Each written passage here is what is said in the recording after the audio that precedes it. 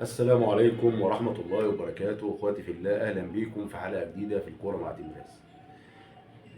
انا اتأخرت شوية في الفيديو بتاع الاهلي بعد مباراة الاهلي والزمالك، بس انا لما حسيت بقى ان في كلام غلط كتير، ان كابتن المستشار الكبير مرتضى منصور طلع يقول لك ان سبب الهزيمة بتاعت الزمالك كان عمله رجب بحة وبلديات سيد عبد الحفيظ مدير الكورة في نادي الاهلي.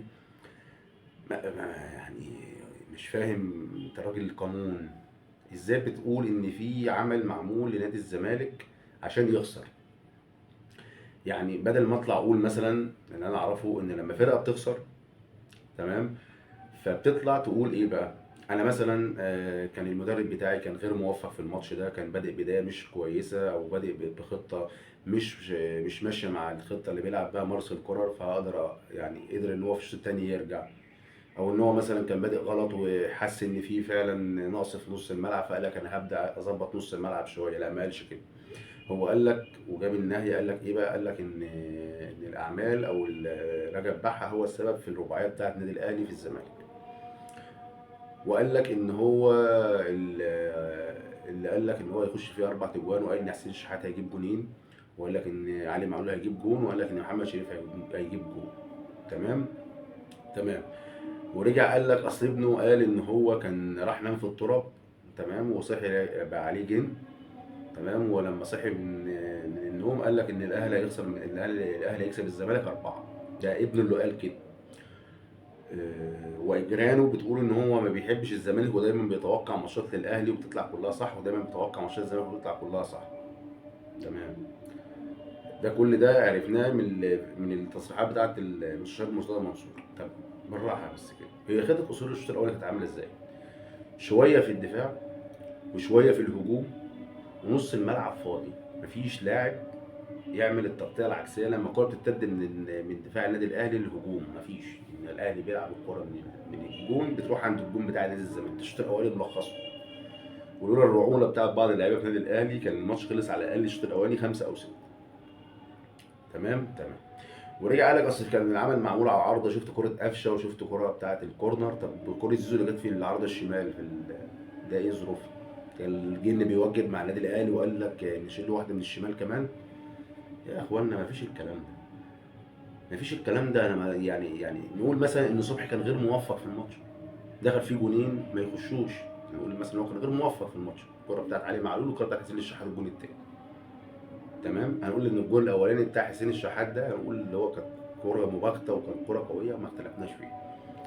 انا ما اطلعش اقول اصل السبب الجن، واطلع واحد تاني من قناه نادي الزمالك يقول لك شفت، اصل شفت الكوره جت جون ازاي، الكوره كانت في ايده قامت محوده دخل الجول. هو ايه ده يا جماعه؟ هو ايه ده؟ هو في كلام كده؟ هو في الكوره كده؟ ويطلع واحد تاني في الزمالك يقول لك من قناه الزمالك برضه يقول لك ايه، اصل احنا كسبنا، تمام، احنا الشوط الثاني الاهلي اتعادل معانا، يعني مش حتى يعني الاهلي بيتعادل معاه الشوط الثاني، فالشوط الاولاني مش هنحسبه، الشوط الثاني الماتش خلص تعادل. يا جدع يا مسلم، يا راجل يا اللي بتفهم في الكوره، يا راجل يا اللي شغل اكل عيشك في الكوره. ده لو ماتش ذهاب وعوده وانا كسبتك على ارض 20-0، وانت كسبتني 19-0 على ارضك، تمام، في العوده هيبقى الماتش مجمل نهايه الماتش ان انا كسبتك فرق جول، كسبتك 20-19 واتأهلت. ما تجيليش بقى ماتش واحد اقسمه اتنين 45 دقيقة، مش هقسمه عشان كان اللعيبة بتاعتي بتلعب بشكل وحش، والمدرب ما كانش واخد باله من الخطة تقريبا، او كان نايم ساعتها لسه ما صحيش من النوم. وال 45 التانيين احنا لعبنا فيهم حلو، واحنا كان لنا هجمات، وكان المفروض نكسب الشوط التاني مرتاحين. يعني إيه تكسب الشوط التاني مرتاحين؟ انا مش فاهم. هو ايه اكسب شوط اول والشوط التاني؟ يعني ايه؟ مش فاهم. ايه يا اخوانا، يا اخوانا ارحموا الزمالك شوية بقى.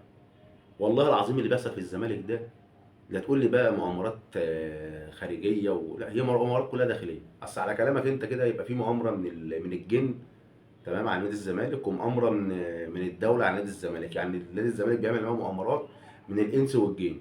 يا سلام! ده ايه ده ايه ده؟ ده حلاوه مولد دي. عارف انت ازاي اللي هي ما تعرفش هي معموله من ايه اساسا. لا، انا اتكلم ان انا عندك اداره مش مستقره بسبب اللي انت بتعمله، بسبب تصريحاتك، بسبب ان انت بتطلع تقول على لعيبتك بتشرب مش عارف ايه، وبيشربوا بانجو وبيشربوا حشيش وتحليلات ايه يا اخوانا ده؟ انت خليت لاعب زي فتوح بيلعب في نادي الزمالك، نفسه مش راضيه. راجل اتهزق وطلع ورجع، وهو اللي رجع اعتذر. ايه يا اخوانا في ايه؟ ما اقول اللي ليك واللي عليك. انت راجل عندك اداره فاشله. انت حالا راجل الناس كلها زعلانه على صفقه امام عاشور. بيقول لك ان امام عاشور هيرجع من الدنمارك، هيرجع على النادي الاهلي. تمام. طب انت اللي سهلت له الموضوع ده كله. انت اللي سهلته له. انت خليت امام عاشور النجم الاول عندك بقى هو وزيزو. خليت امام عاشور يمشي بدون ما يكون في عقده اي قيود عليه. تمام. انت فاهمني؟ يعني مثلا هو لو هيرجع الاهلي مثلا، تبقى لو اللي يرجع مثلا الدوري المصري بقى الاولويه للزمالك، او ان هو في حاله اعاده بيعه هناخد من نسبه من البيع. ما عملتش كل ده، سهلت له كل حاجه، طلعته مخلص.